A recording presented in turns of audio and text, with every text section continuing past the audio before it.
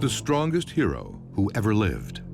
Mythology's ideal man, Hercules. He is the most popular hero in history. A half-god, half-mortal, with superhuman strength, who is destined to rid the Greek world of evil. But that's only the beginning of his story. Hercules was something special and at the same time extremely ordinary. He was a man of the people. He was a little bit like Babe Ruth in American mythology. He was a womanizer, he was a heavy drinker, and he was an extraordinary athlete. He was a little bit like a god, but he was very definitely a human being. Today, a lot of people think heroes have superhuman strength. They get the girl, they have superhuman powers, can fly through the air.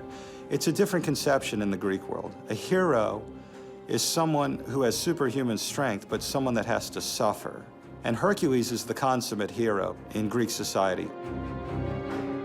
He's destined to suffer more than anyone else. His story begins with Zeus, the sex-crazed king of the gods, having an illicit affair. Hercules is the son of Zeus and a mortal woman named Alcmene.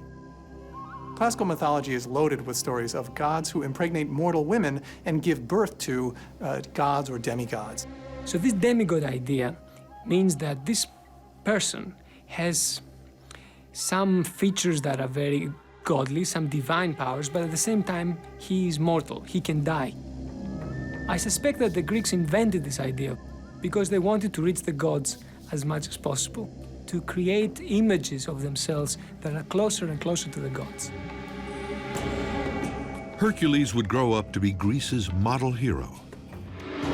But he has one powerful enemy who wants to see him destroyed. Zeus's wife, the goddess Hera.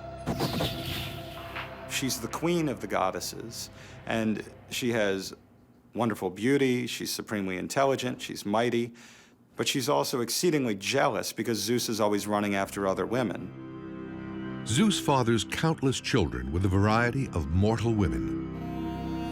And Hera hates them all. But she decides it is Hercules who must pay the ultimate price for the sins committed by Zeus.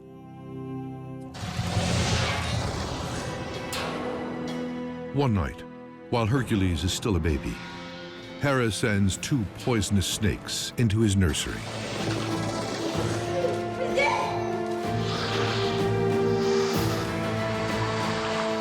He's got one snake in each hand, and he's squeezing them to death. Little tiny infant squeezing to death these 2 giant serpents.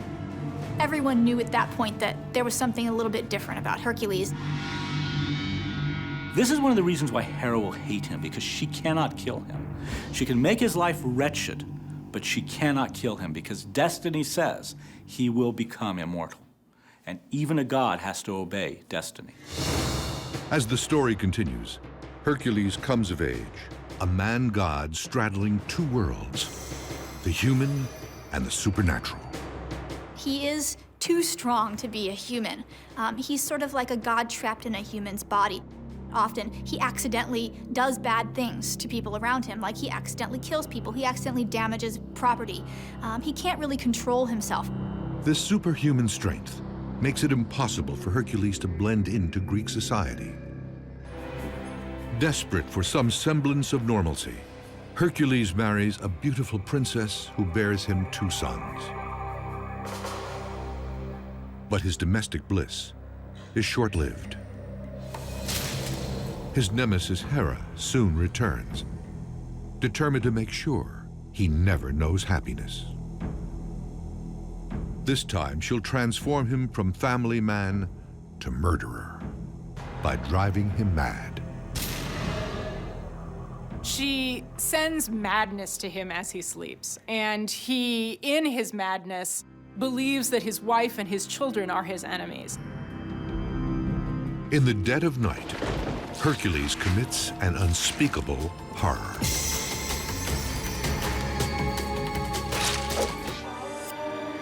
The strongest man on Earth has slaughtered his entire family.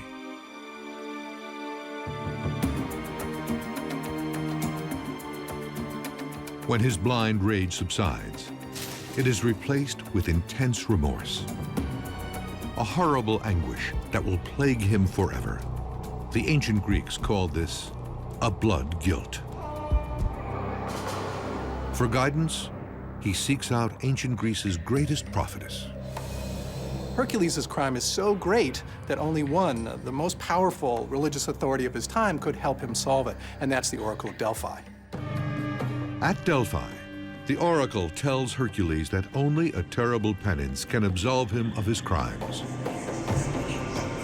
To receive that penance, he must go to his cousin and arch-rival, King Eurystheus.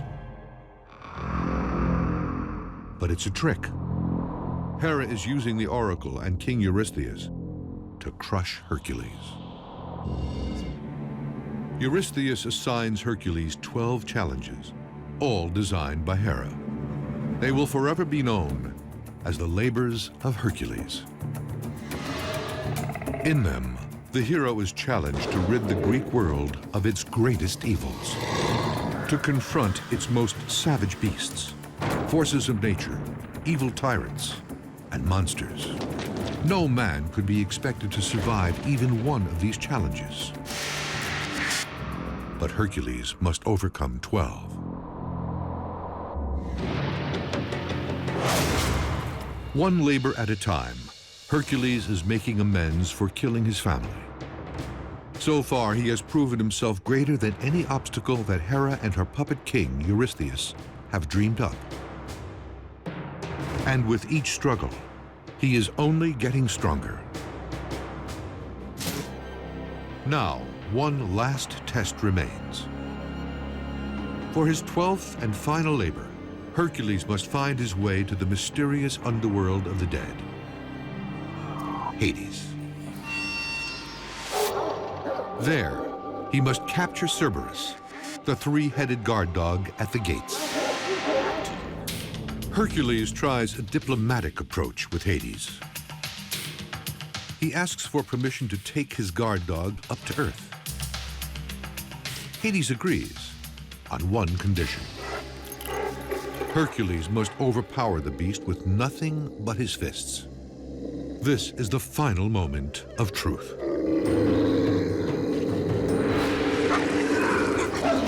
Hercules wrestles the dog to the ground.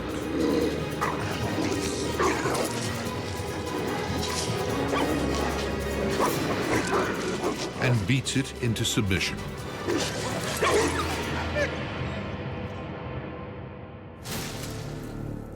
At last, Hercules has completed his penance. He has conquered every obstacle that has been put in his path and endured physical and mental torment beyond measure. By all rights, he should finally be at peace. Hercules is someone who struggles, who overcomes. He suffers, but he always gets back up. And there's some vague promise that life is going to be better for him after this adventure is completed. But of course it never is.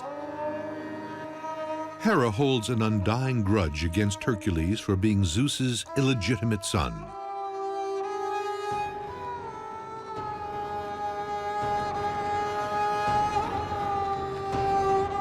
There is only one escape from her curse: death. He builds a huge funeral pyre. His life on Earth ends just as he endured it, in torment. He wants to have a heroic death, the proper death of a hero. He wants to burn on a funeral pyre. Well, when this happens, it seems to be the final cleansing. What burns away is not Hercules. What burns away is his mortal flesh. And this releases his soul, so he himself ascends to the heavens. In death, Hercules is finally redeemed. Zeus, the king of gods, believes his son has suffered enough. He invites him to join the immortals on Mount Olympus. And his nemesis, Hera, finally relents. What we see here, I think, is that Hercules is the hero of heroes. He's the greatest of the great. And at the very end of it all, Zeus says, okay, Hercules, you've suffered enough, and you're so great, I'm actually going to go ahead and just make you a god.